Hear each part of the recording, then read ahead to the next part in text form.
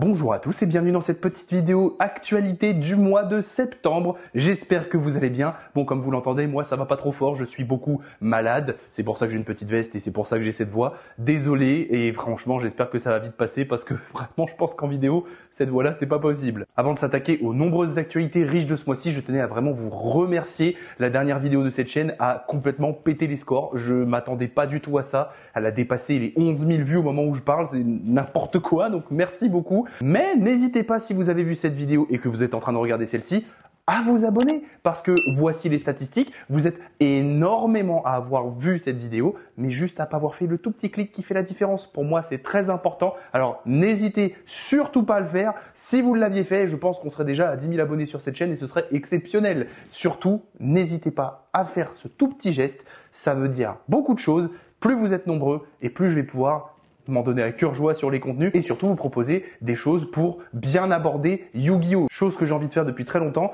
mais je me dis qu'il faut un certain nombre de personnes qui me suivent pour que ce soit vraiment intéressant et que c'est un plus grand impact. Et enfin et surtout, n'hésitez pas à aller soutenir The Card Adventure, le partenaire de cette chaîne YouTube. Bref, on est parti, moins de blabla et plus de news. Vous l'aurez peut-être remarqué, le cadre a changé. J'ai oublié l'appareil photo qui me sert à réaliser ces Card News, mais ne vous inquiétez pas, on va s'adapter. D'ailleurs, n'hésitez pas à me dire à la fin de la vidéo ce que vous pensez de la nouvelle formule avec le nouveau montage que je vais inclure à cette vidéo. Vous allez voir maintenant, il y a de très beaux cadres dont je suis pas peu fier. Les spoilers de Supreme Darkness inonde les news du mois. Des cartes pour 3 nouveaux archétypes viennent d'être annoncées dans cette display qui s'annonce vraiment incroyable. N'oubliez pas, le mois dernier, on a traité de l'arrivée de nouvelles cartes héros pour le deck de Jaden. N'hésitez pas à aller voir la petite card news dédiée de fin août si ça vous intéresse. Parmi tous ces nouveaux spoilers, 2 decks vont recevoir du support inespéré et un nouvel archétype va voir le jour. Voici tout de suite, comme d'habitude, un petit top 3 pour chaque archétype. Commençons tout de suite avec les Speedroids et l'aile synchro Speedroid. Cet archétype synchro de Arc-Five va avoir un très gros boost avec ses nouvelles cartes. Commençons d'abord par l'effet pendule. Une fois par tour, elle peut se détruire elle-même ainsi qu'un autre monstre dans notre autre zone pendule qui est de niveau 2. Et si on peut le faire, on peut tout simplement invoquer spécialement un dragon synchro de l'aile claire directement depuis notre extra deck et c'est considéré comme une invoque synchro. En bonus, après l'application de cet effet, toutes les cartes dans nos zones monstres pendules ne peuvent plus être détruites par des effets de cartes le reste de ce tour. Et surtout, on est lock en spé de monstre vent jusqu'à la fin du tour. Du côté de l'effet de monstre, lorsque cette carte est ajoutée face recto à notre extra deck et qu'on contrôle parmi nos monstres synchro 2 monstres de type différents, on va pouvoir tout simplement foolish une magie piège depuis notre deck à notre cimetière. Enfin, une toute nouvelle version du boss monster de l'archétype a été annoncée.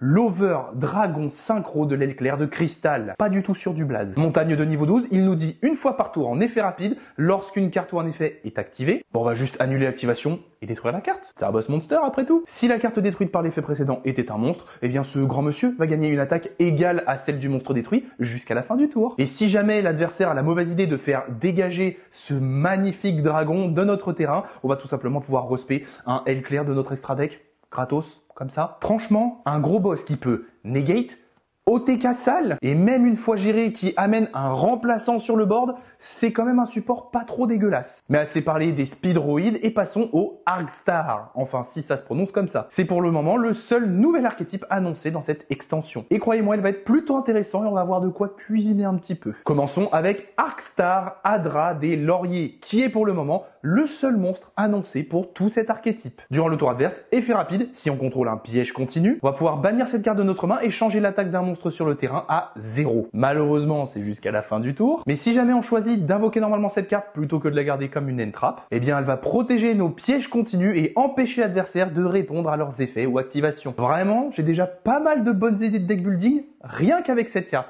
Mais c'est pas fini. Bien entendu, l'archétype va avoir ses propres pièges continus et ça commence tout de suite avec Arcstar Tidel l'éclair violet. Effet permanent pour commencer, tous les monstres guerriers qu'on contrôle vont gagner 500 points d'attaque et de défense. Une fois par tour, on va pouvoir défausser une carte pour invoquer spécialement cette carte comme un monstre. Je vous laisse regarder le magnifique nouveau cadre que j'ai fait pour savoir l'attribut et les statistiques de cette carte. Une fois invoquée, elle gagne un effet, elle nous permet d'aller tuto n'importe quelle carte Arcstar directement depuis notre deck à notre main. Et enfin, une fois par tour, en effet rapide, on peut la replacer dans notre zone magie et piège. Enfin, terminons avec la force verte du deck, Arcstar et Théo le chasseur de dragons. Et petite parenthèse technique, j'espère que je ne suis pas un petit peu flou à l'image parce que mon retour caméra me laisse dubitatif.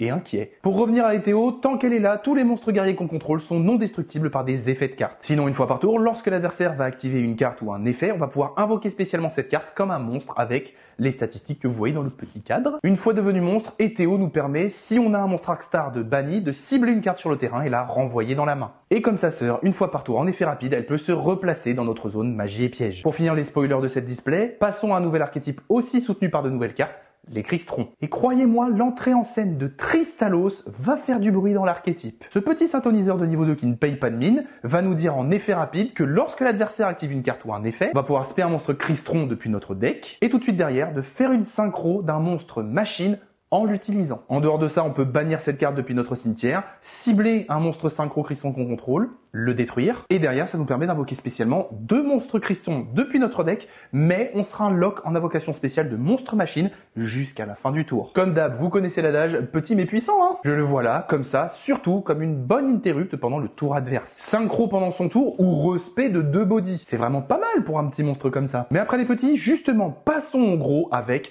Cristron et les Skeletas. Ce nouveau boss de l'extra nous dit que lorsqu'il est invoqué spécialement par synchronisation, on peut tuto une carte Cristron depuis notre cimetière ou notre bannissement à notre main. Effet permanent, tant qu'elle est là, les monstres contrôlés par l'adversaire perdent 500 points d'attaque et de défense, c'est vraiment pas mal ça. Et si jamais cette carte est détruite au combat ou par effet de carte, on va tout simplement réinvoquer spécialement un monstre Cristron depuis notre cimetière sur notre terrain. Et aussi depuis notre bannissement, ça fait les deux. C'est encore mieux. Enfin, du côté MP, inclusion Cristron fait le café parce qu'à sa résolution, elle nous permet d'aller tuto une carte de l'archétype depuis notre deck à notre main. En plus de ça, si nos monstres Cristron devraient être détruits au combat ce tour, eh ben, ils ne le sont pas. Ouais, c'est un beau boubou qu'on a là. Et enfin, si cette carte est dans notre cimetière, on peut la bannir et ramener un monstre Cristron depuis notre cimetière sur notre terrain. Une petite invoque spé des familles. Avec cette display, ce sera vraiment l'occasion de ressortir vos decks rogue du placard pour voir un petit peu ce qu'ils ont dans le ventre avec le nouveau support. Et les dates sont tombées, la display Supreme Darkness atterrira en France le 23 janvier prochain. Une nouvelle fournée de pop. Faisons une petite pause, un interlude pour parler d'autre chose que des cartes et ouvrir un petit chapitre goodies. Ça faisait longtemps après tout. L'été a été très calme à ce niveau-là, donc il faut bien se rattraper. Et au menu, on retrouve une fournée de 5 nouvelles pop faisant honneur à Duel Monster et à GX. La Valkyrie du magicien et le magicien sombre du chaos font honneur au deck de Yugi, tandis que de l'autre côté, le Dortoir Obélisque est bien représenté avec Zen Truesdale, son Cyberdragon et sa version ultime. Ces nouvelles figurines à grosse tête seront en rayon dès septembre. Le retour de Duel Terminal. Pour rappel, ces bornes d'arcade sont ultra populaires au Japon et vous récompensent lors de vos victoires avec des cartes floquées d'une rareté inédite. Elles sont trouvables seulement dans ces machines et de nombreux archétypes ont été répertoriés comme faisant partie de la grande famille Duel Terminal. Parmi eux, aujourd'hui, on va en aborder 2, les préhistoriques et les mythologiques. On va d'abord commencer par ces gros dinos qui mettent le fuego et faire une petite parenthèse card market. Parce que là-bas aussi, ils ont mis un peu le feu aux poudres. Regardez un peu la différence de prix du météore préhistorique à quelques semaines d'écart. Mais à s'y digresser, vous allez vite comprendre pourquoi les vieilles cartes de cet archétype ont connu un boost de prix. Ça commence déjà par l'annonce et l'existence de Mégalo préhistorique. Ce petit dino de niveau 1 qui ne paye pas de mine peut s'invoquer spécialement tant qu'on contrôle un monstre dinosaure. Durant la main phase, on peut défausser 2 cartes, une préhistorique inclus, pour piocher 2 cartes. Et si jamais cette carte est détruite au combat ou par un effet de carte, on va pouvoir foolish une carte préhistorique depuis notre deck ou notre extra deck au cimetière. Mais ça c'était l'entrée, on va passer au plat de résistance avec le nouveau boss du deck, Astéro préhistorique. À son invocation, ce nouveau boss nous dit qu'on va pouvoir poser une magie ou un piège préhistorique directement depuis notre deck ou notre cimetière sur notre terrain. En dehors de ça, si l'adversaire va invoquer spécialement un monstre, une fois par tour en effet rapide, ce gigaboss nous dit qu'on va pouvoir bannir 2 monstres dinosaures depuis notre cimetière pour tout simplement annuler l'invocation et détruire le monstre. Pas de negate, mais c'est pas fini. Pendant le tour de l'adversaire, il a aussi un autre effet rapide. On va encore une fois pouvoir bannir 2 monstres, mais cette fois-ci des préhistoriques, bien précisément. Et on va juste invoquer spécialement un météore préhistorique gratuitement depuis l'extra deck. Et c'est traité comme une invocation synchro, juste comme ça pour le plaisir. Je vais juste du coup vite fait vous remettre l'effet du météore, le visuel de la carte pour que vous puissiez comprendre la dinguerie. C'est la giga violence ce truc, c'est un Wrathboard, un méga Wrathboard. Ouais. Pour terminer, j'aimerais vous parler de la nouvelle magie de terrain annoncée pour le deck, le volcan préhistorique. Elle nous permet, si l'adversaire a activé 4 effets de monstre ou plus pendant son tour, encore une fois de faire arriver un météore préhistorique sur le board, histoire d'encore une fois tout casser. Et bien sûr, c'est traité comme une invocation synchro, hein. Il faut pouvoir faire son effet à l'invocation quand même, au gros caillou, c'est Nibiru avant l'heure ce truc. Mais vous allez me dire, c'est pas très pratique quand même, le météore, ça casse tous les boards, le nôtre compris. Si un ou plusieurs monstres préhistoriques devraient justement être détruits par effet de carte, eh ben on peut juste ban un petit dino comme ça depuis notre cimetière pour éviter ça. Oh, après tout, c'est pour quoi faire ça? C'est pour éviter justement de raser nos propres monstres, tout péter chez l'adversaire et nous avoir un board rempli de gros dinos qui vont lui casser la gueule. Bah, évidemment. Honnêtement, ce support est vraiment violent. Je vois pas d'autres mots pour le décrire. On peut juste double rase board pendant le tour adverse, potentiellement. J'ai vraiment hâte de revoir les dinos piétiner la méta parce qu'après tout, ils peuvent se splasher avec les dinos normaux, originaux, et ça peut, je pense, faire de belles dingueries. J'ai hâte de voir les recettes des gens, en tout cas. Basculons maintenant d'archétype et passons du côté mythologique, qui va lui aussi grandement être amélioré avec la présence de 4 nouvelles cartes pour cet archétype. Ce deck basé sur la défausse va avoir maintenant dans ses rangs le tout nouveau Behemoth mythologique. Encore une fois, ne jamais sous-estimer les petits monstres. Tout simplement parce qu'il va nous permettre de synchro depuis notre main. Vous avez bien entendu, tant que ce petit bonhomme est dans notre main, on va pouvoir défausser 2 cartes mythologiques et faire une invocation synchro d'un monstre ayant un niveau égal aux 2 monstres qui ont été défaussés. C'est traité comme une invocation synchro et en bonus, si cette carte finit depuis notre main dans le cimetière, eh ben on va pouvoir invoquer spécialement monstre mythologique depuis notre main. En plus. Mais quittons la main pour nous diriger vers l'extra deck avec Gamigin le mythologique. Lorsqu'elle est invoquée, elle nous permet tout simplement de spé un monstre mythologique depuis notre deck ou notre main. Tant qu'elle est sur le board, l'adversaire ne peut pas cibler d'autres monstres synchro mythologiques avec des effets de cartes. Et enfin, si cette carte est envoyée au cimetière, on va pouvoir piocher un nombre de cartes égal au nombre de monstres synchro mythologiques qu'on contrôle. Mais quand même, restriction, attention, après ça, on va devoir défausser une carte. Honnêtement, j'ai un petit peu peur, mais je vous expliquerai ça un petit peu plus tard à la fin de cette partie. Terminons avec un nouveau boss monster, les saints mythologiques, les Verzébules. Pendant la main phase, effet rapide, on va pouvoir sacrifier n'importe quel nombre de monstres mythologiques, et en échange, on va pouvoir prendre le contrôle d'autant de monstres face recto contrôlés par l'adversaire, mais leurs effets seront annulés, quand même. Oh bah si leurs effets sont annulés, ça va! Pas du tout. Encore une fois, si ce giga boss monster est envoyé au cimetière, on va pouvoir cibler une carte mythologique de notre cimetière, renvoyer celle-ci à notre extra deck, et rajouter l'autre à notre main.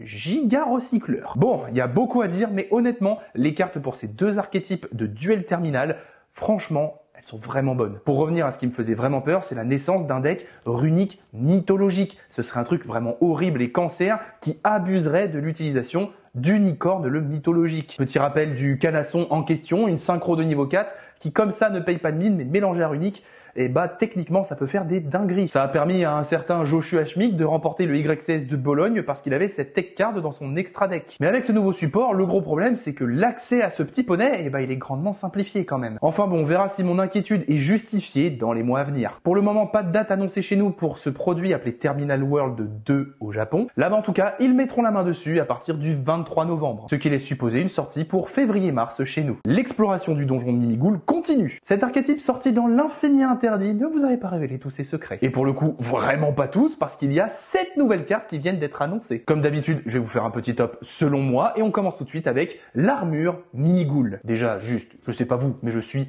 hyper fan de la DA un petit peu jeu vidéo cartoon qu'a cet archétype. Je la trouve géniale. Bon, sinon, pour commencer, l'effet flip de l'armure nous dit que les monstres Mimighoul sur le terrain ne vont plus pouvoir être détruits au combat. Et bien entendu, comme la plupart des cartes de cet archétype, après la résolution du premier effet flip, on va donner le contrôle de cette carte à l'adversaire. Donc bien souvent, ça va revenir à nous, parce que c'est nous qui jouons le deck Mimighoul. En termes de mécanique d'invocation, tous les Mimighoul nous disent qu'on va pouvoir les invoquer spécialement en position de défense face verso sur le terrain de l'adversaire. Dans le cas de l'armure, si l'adversaire contrôle un monstre, on va pouvoir l'invoquer spécialement sur notre terrain. Et vous allez voir justement qu'il y a des petites différences, notamment entre l'armure et la fée Mimighoul. Malgré son joli artwork, cette petite fée va tout simplement lock l'adversaire. Enfin, en quelque sorte, parce qu'il ne pourra plus activer les effets des monstres invoqués spécialement depuis sa main. Après l'activation de cet effet, comme d'habitude, on va récupérer notre carte. Je vous passe les conditions d'invocation chez l'adversaire, qui sont comme d'habitude les mêmes, mais chez nous, en tout cas, il va falloir qu'on contrôle un monstre Mimighoul déjà sur notre terrain pour pouvoir l'invoquer spécialement depuis notre main. Mais l'aspect vraiment cool de ces spoilers, c'est qu'on va enfin remplir l'extra deck avec des cartes de l'archétype. Premier support de poids, le trône Mimighoul. Cet Xyz nous dit à son invocation qu'on va pouvoir invoquer spécialement un maître Mimighoul directement depuis notre main, deck ou cimetière. En dehors de ça, justement, si un maître Mimighoul est sur le terrain, on va pouvoir lui équiper cette carte comme une magie d'équipement qui va lui octroyer 1000 points d'attaque. Vous allez me dire, c'est vraiment osef tiers, mais attendez la fin de l'effet. Une fois équipé, on va pouvoir renvoyer X cartes depuis le terrain à la main,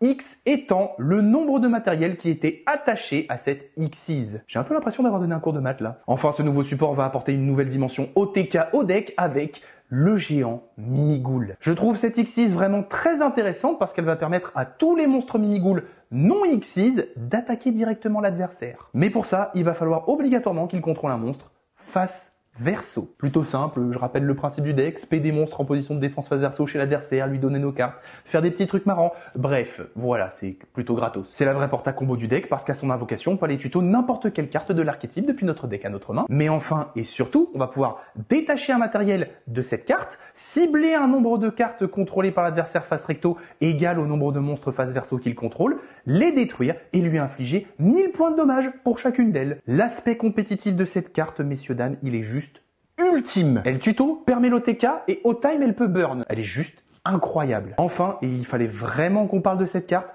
on va aborder le cas du charme Mimighoul. C'est une petite magie continue qui risque de faire complètement vriller l'adversaire. Je vous le dis, vous allez vite comprendre pourquoi. Tant qu'elle est là, elle nous permet une fois par chaîne, et je le précise bien, une fois par chaîne. À chaque fois qu'un monstre contrôlé par l'adversaire est retourné face recto, on va pouvoir aléatoirement choisir une carte de l'extra deck de l'adversaire.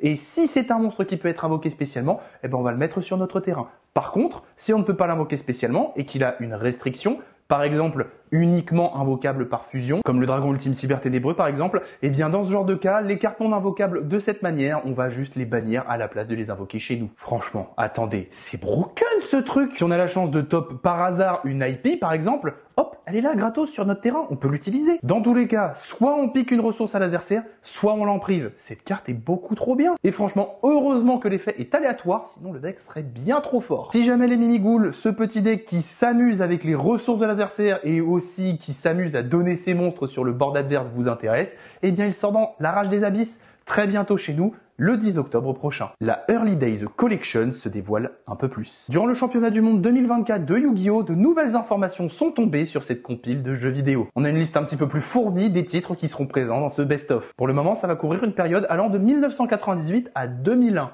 Ça nous rajeunit pas tout ça. Voici juste ici un petit visuel et un petit listing des jeux qui seront concernés par cette réimpression. N'hésitez pas à mettre sur pause si ça vous intéresse. Mais ce qui est le plus intéressant avec cette compile, c'est qu'elle va réintroduire le principe des cartes promo dans les jeux vidéo Yu-Gi-Oh! Et pas n'importe lesquelles promos. Non, non, non, non, non. Des fucking plumeaux de Damarpi en QCR. Et dans les deux artworks, messieurs, dames, s'il vous plaît. Quelle dinguerie. Mais quelle dinguerie. Pour l'instant, pas de date de sortie, mais une hype grandissante. En tout cas, de mon côté, vraiment grandissante. Perso, les plumeaux m'ont eu. Take my money, Konami. Des nouvelles règles de tournoi. Vous avez cliqué sur la vidéo pour ça, vous l'attendiez, bien entendu, je l'ai mis vers la fin de la vidéo pour que vous restiez, bande de petits malins. Mais pour clôturer ce mois bien riche en actualité, il va falloir qu'on parle d'une news qui risque de pas plaire à tout le monde. Konami vient à nouveau de durcir sa politique de jeu autour des accessoires utilisables et autorisés en tournoi. Enfin, pour être très précis, l'entreprise l'a plutôt affiné. Voici un petit résumé pour chaque type d'accessoire. Niveau playmat, seuls les Yu-Gi-Oh! Officiels, ceux de la licence, seront autorisés, ou alors les tapis ultra pro vraiment basiques de couleur monochrome. Des tapis appelés sans marque. Si vous avez un tapis Pokémon avec le gros logo de la licence dessus par exemple, c'est mort. Dans le détail, vous pouvez aussi également utiliser des tapis qui sont en OCG ou en TCG. C'est pas du tout impossible de jouer sur un tapis Yu-Gi-Oh! Comme le magnifique Slifer que vous voyez pendant mes ouvertures. Je vous mets des petites captures en même temps que je parle. Mais en gros, tant que ça fait partie de la licence Yu-Gi-Oh! C'est ok. Même constat d'ailleurs du côté des sleeves. Tant qu'elles sont OFI et de la licence, il n'y a aucun problème. Ou alors, bien entendu, vous pouvez jouer des monocouleurs, comme on en voit beaucoup chez Dragon Shield, chez Katana, ce genre de trucs. Donc fini, par exemple, les sleeves super stylés qu'on peut personnaliser sur Dragon Shield. Ça, il va falloir oublier. Mais fini aussi les contrefaçons qu'on peut trouver par exemple sur Amazon ou AliExpress, enfin ce genre de site, vous m'avez compris. Encore une fois, qu'elles soient TCG ou OCG, les sleeves sont autorisés tant qu'elles respectent ces règles. Et enfin, et ça c'est ce qui intéressera le plus les gros joueurs compétitifs, les outer sleeves, c'est-à-dire le double slivage est bien entendu autorisé à condition que vos sleeves soient transparentes. Et bien sûr que tous les éléments du deck soient recouverts par les mêmes sleeves, c'est-à-dire le main deck, l'extra deck et le side deck. Si vous avez des clear Dragon Shield, vous ne pouvez pas avoir sur votre side deck des clear mat. Il y a une petite différence. Dernière parenthèse autour des field centers qui eux aussi devront respecter des règles strictes. Tout objet n'étant pas de la licence Yu-Gi-Oh! Contrefait ou non officiel ne pourra pas être utilisé comme field center. Autre exemple, et cette fois-ci ça me concerne, le magnifique field center à l'effigie des Piu-Piu de Fu Vagabond Brise que vous avez vu dans certaines de mes vidéos, et bah c'est ciao. Je ne peux tout simplement plus l'utiliser parce que ce n'est pas officiel Yu-Gi-Oh! Ça a beau être beau, c'est interdit. Mais tout ça justement, c'est interdit où et dans quel genre de tournoi? Déjà, ça concerne les régions du jeu Europe, Afrique, Océanie et Moyen-Orient. Et c'est applicable pour tous les tournois de type YCS, Championnat d'Europe et open, comme celui ayant eu lieu à Dunkerque le 21 avril dernier en France. Donnez-moi bien sûr votre avis dans les commentaires, ça m'intéresse vraiment, j'essaie d'y répondre au mieux. Ce que j'aimerais connaître surtout, c'est votre point de vue. Est-ce que pour vous, tout ça, c'est une atteinte à la liberté des joueurs? Ça mériterait presque une petite vidéo sujet d'ailleurs. Si ça vous intéresse, encore une fois, dites-le moi dans les commentaires. Mais comparez ça avec comment ça se passe dans les autres TCG. Ça pourrait être pas mal, je trouve. Voilà, comme d'habitude, petite téléportation de fin de vidéo. J'espère qu'elle vous aura plu. Si c'est le cas, encore une fois, j'insiste là-dessus. Vu que vous êtes de plus en plus nombreux à regarder ces vidéos, n'hésitez surtout pas à vous abonner à cette chaîne, à activer la petite cloche, à liker cette vidéo si elle vous a plu et que les actualités, c'est votre truc. Mais pour beaucoup de monde, et c'est un ami qui m'a dit ça récemment, eh bien, les vidéos vont popper dans votre fil d'actualité YouTube, où vous allez tout simplement aller sur la chaîne pour regarder le contenu. Mais étonnamment, vous n'avez pas cliqué sur le petit bouton abonner. Et franchement, ça me ferait plaisir. S'il vous plaît, ce serait cool qu'on soit plus nombreux. Sur ce, je vous dis à très bientôt dans une prochaine vidéo. C'était Slifer.